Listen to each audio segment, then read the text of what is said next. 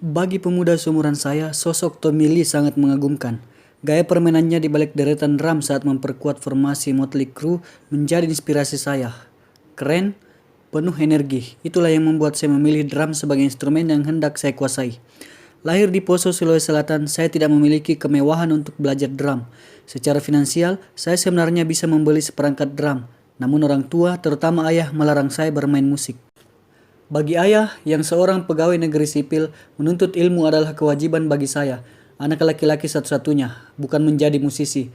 Peraturan tadi ditegakkan dengan keras dan kadang disertai pukulan fisik. Gesper Korpri sempat mampir di badan saya sewaktu telat pulang ke rumah. Karena itu, semangat mengikuti jejak Tommy Lee tadi saya lakukan secara diam-diam. Saya bertanya ke kiri kanan dan mempraktikkan apa yang saya ketahui di sebuah studio di Palu. Inilah kota yang membesarkan saya. Di Poso, saya hanya sampai kelas 2 SD. Modal saya saat itu hanyalah sepasang stick drum. Namun, stick itu tidak pernah mampir ke rumah. Saya menitipkannya di studio tempat saya berlatih. Beruntung, larangan orang tua hanya sebatas bermain musik. Mereka tidak melarang kegemaran saya mendengarkan musik. Saya masih diperbolehkan menikmati Motley Crue, Skid Row, dan band hard rock dalam negeri seperti Power Slaver, Power Metal, Sahara, Kaisar, dan lain-lain. Maka kamar tidur pun bagikan surga bagi saya. Saya bukan hanya menikmati lagu, melainkan juga melatih telinga, khususnya bagian drum. Saya mempelajari dan membayangkan variasi pukulan yang dihasilkan drummer-drummer band-band itu. Metode macam ini makin intens saya lakukan manakala band saya di Palu hendak mengikuti festival. Saya merasa saya bisa mempelajari variasi dan pola pukulan drum hanya dari mendengar saja. Itu pun tidak membutuhkan waktu lama.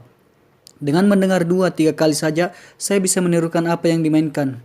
Petirnya dulu, feel-nya belakangan. Cara belajar macam itu membantu saya menguasai instrumen drum. Belajar untuk pertama kali waktu kelas 1 SMA, ketika duduk di kelas 3 saya sudah cukup piawai memainkan drum. Karena keterampilan itu saya cukup sibuk di beberapa band. Crew 21 menjadi band terakhir saya sebelum hijrah ke Bandung untuk melanjutkan studi ke perguruan tinggi. Kebanyakan band saya tampil di lingkungan sekolah atau ajang kompetisi, tapi belum pernah menang. Ikut kompetisi membuat saya harus pandai-pandai memberi alasan kepada orang tua agar diperbolehkan keluar rumah hingga malam. Kadang memakai alasan belajar kelompok.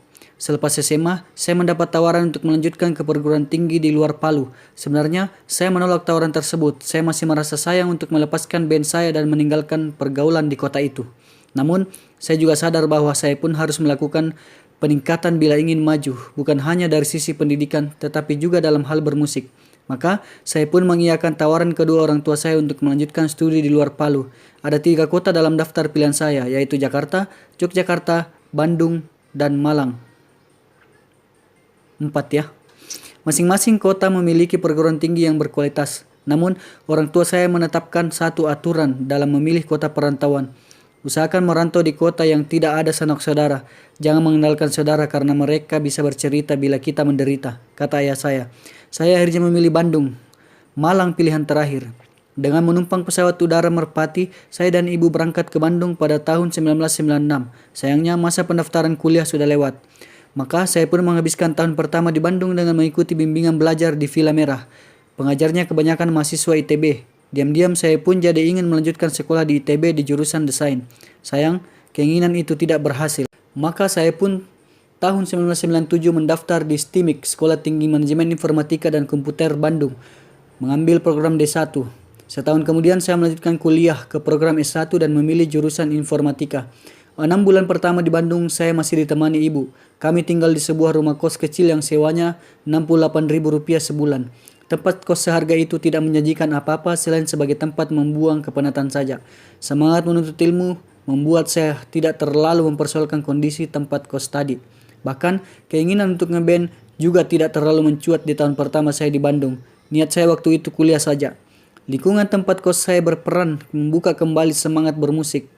Anak ibu kos mengajak saya bergabung dengan band yang didirikannya. Saya pun menjadi yang paling senior dan paling piawai memainkan instrumen di band itu.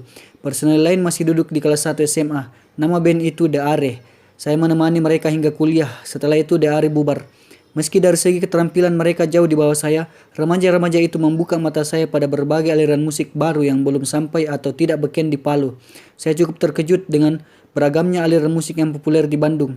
Bila di Palu saya hanya mengenal rock atau hard rock, Motley Crue, Skid Row atau U-Camp, Sahara, Power Metal, dan Kaisar. Kini saya mengenal underground, grunge, dan punk. Saya juga dipaksa mengenal dan memainkan Biohazard, Stick of It Whole, Green Day, Exploited, juga Nirvana.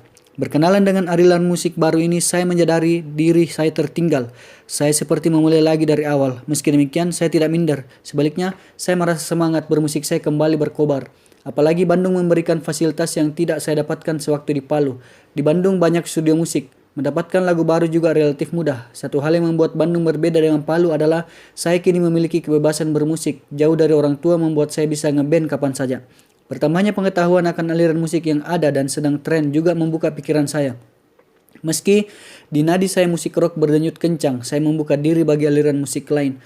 Praktis, semua aliran musik pernah saya mainkan. Saya pun bergabung dalam berbagai band. Saya ingin mengukur kemampuan dan melihat sampai di mana klimaksnya. Saya juga mulai melihat kalau kemampuan saya bisa menghasilkan uang setelah saya bergabung dengan sebuah band cafe yang memainkan lagu-lagu top 40. Hampir tiap malam saya tampil bersama band itu dan mendapat honor ketika turun panggung. Di luar jadwal tampil di cafe, saya tampil dengan band lain yang alirannya berbeda-beda. Karena sering tampil dengan banyak band, julukan drummer pecun sempat mampir ke diri saya. Saya tidak peduli. Bagi saya, semua band tadi membantu saya berkembang. Saya memiliki target sendiri untuk mengukur kemajuan saya. Skill bagi saya berada di atas segala-galanya dan terkungkung di satu aliran tidaklah bijaksana. Seiring dengan kemajuan keterampilan saya menabuh drum, saya merasa berkembang pula keeksentrikan dalam diri saya. Di satu waktu saya bisa menggunakan rok kotak-kotak ala orang Skotlandia. Di waktu lain saya tampil dengan gaya gotik, lengkap dengan celananya. Di kesempatan lain, saya membiarkan rambut saya ditata gimbal. Semua itu hanya sekadar untuk penampilan saja, agar berbeda dengan musik. Hampir semua musisi di Bandung mengetahui saya dan gaya nyentrik saya tadi. Mereka mengakui keterampilan saya memainkan drum. Ini yang membuat saya banyak diminta memperkuat formasi banyak band kala itu. Entah itu band top 40 yang tampil di kafe-kafe sekitar Bandung, band beraliran grindcore, hardcore, atau punk. Semua secara bergiliran saya layani setiap pekan. Malam ini bisa tampil di Cafe A dengan band X, malam berikutnya tampil di Cafe B bersama band Y. Selanjutnya tampil di tempat lain dengan band lain pula. Skill makin terlatih, perbendaharaan lagu makin banyak, dan satu yang penting lagi adalah dompet bertambah tebal. Karena mulai bisa mendapatkan uang dari bermain drum, saya berani meminta orang tua untuk berhenti mengirimkan uang bulanan. Ini suatu permintaan yang ditanggapi ibu dengan cukup sinis. "Kamu habis merampok apa hingga punya uang?" kata ibu. Saya belum berani berterus terang soal keterlibatan saya di dunia entertainment, dunia malam yang membuat kuliah saya berantakan. Tampil di kafe membuat saya baru pulang ke tempat kos pukul 3. Pukul 8 saya sudah harus duduk di ruang kuliah. Walhasil, saya tidak bisa memaksimalkan kerja otak karena rasa kantuk yang luar biasa. Saya tidak pernah melihat IPK, malu rasanya. Selama bermain di berbagai kafe di Bandung tadi, saya berkenalan dengan Indra. Kami kemudian sering berada dalam satu band, memainkan bass. Indra menjadi teman main yang cocok bagi saya. Sama-sama bertugas mengendalikan rhythm section, kami jadi tahu kemampuan masing-masing. Maka, ketika Andika mengajak Indra bergabung dengan band barunya, nama saya berada di urutan teratas untuk mengisi posisi drummer. Sayangnya, Universe, demikian nama band tadi, sudah memiliki seorang drummer. Namun sepertinya suratan nasib saya sudah tertoreh untuk band ini. Sebagian besar personel band itu merasakan sang drummer pertama bukan pilihan yang tepat untuk mengimbangi permainan mereka. Maka ketika Andika, Indra, juga Aril dan Uki diminta untuk melihat penampilan saya di sebuah kafe, semua memberikan persetujuan. Satu yang tidak bisa segera saya atasi, bahkan hingga kini, adalah gaya nyentrik saya tadi. Saya bukan tipe orang yang doyan ngobrol saat itu. Ketika pertama kali berlatih dengan Peter Pan, demikian nama baru ini. Saya tidak banyak cakap. Saya langsung duduk di balik drum set dan dengan mudah mengikuti permainan personel lain. Jam terbang yang sudah tinggi membuat saya tampil tanpa beban. Apalagi di kepala saya semua lagu yang disodorkan Andika dan kawan-kawan sudah tidak asing lagi. Bahkan saya sesungguhnya memiliki tabungan lagu yang lebih banyak dibandingkan band itu. Tidak terlintas sedetik pun dalam benak saya Peter Pan bakal menjadi band yang menjadi sumber penghasilan utama saya kelak. Demikian pula pemikiran bahwa Peter Pan bakal menjadi terkenal dan membawa saya ke pusaran popularitas. Sebaliknya, saya malah mengkritik band ini. Cara Aril menyapa penonton di tengah pergantian lagu masih belum bagus, kaku. Cara berkomunikasi menurut saya sangat penting bagi satu band. Dari situ penonton bisa digiring untuk menjadi penggemar. Selain bisa memenuhi kafe, para penggemar ini juga bisa menjadi sumber pemasukan bagi band ini. Saya punya contoh band Gypsy Can yang memiliki banyak penggemar. Tiap Gypsy Can tampil, face-nya selalu hadir. Dan mereka semua memesan minuman, buka botol. Gypsy Ken bisa mendapat bayaran hingga jutaan semalam. Peter Pan hanya tampil saat weekdays, ketika kafe tidak terlalu ramai.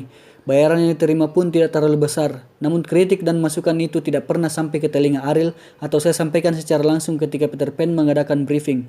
Walaupun demikian, saya paling lama di Peter Pan. Selama 2 tahun tampil di O'Hara, saya tak pernah absen duduk di balik drum. Cita-cita memperoleh uang saja membuat saya tidak berpikir muluk-muluk tentang Peter Pan. Saya harus mendapatkan uang karena kiriman orang tua sudah dihentikan. Apalagi kini, saya harus berhadapan dengan kenyataan lain, yaitu saya tidak memiliki semangat lagi untuk menyelesaikan kuliah. Meski sudah sampai tahap menyusun skripsi, bahkan sudah sampai bab 2, saya harus merelakan mimpi menjadi sarjana seperti yang diinginkan orang tua saya.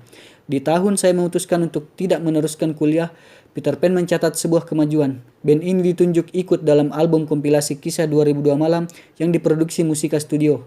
Saya sendiri sesungguhnya tidak terlalu antusias menghadapi babak baru band ini. Sebelum bergabung dengan Peter Pan, saya juga pernah ikut serta dalam sebuah album kompilasi. Saya baru menyadari Peter Pan bakal menjadi sesuatu ketika band ini dikontrak oleh Musika Studio dan melahirkan album pertama Taman Langit. Keputusan saya untuk memperkuat band ini makin terasa benar ketika saya mulai menerima royalti dari album tadi, yang jumlahnya mencapai puluhan juta rupiah.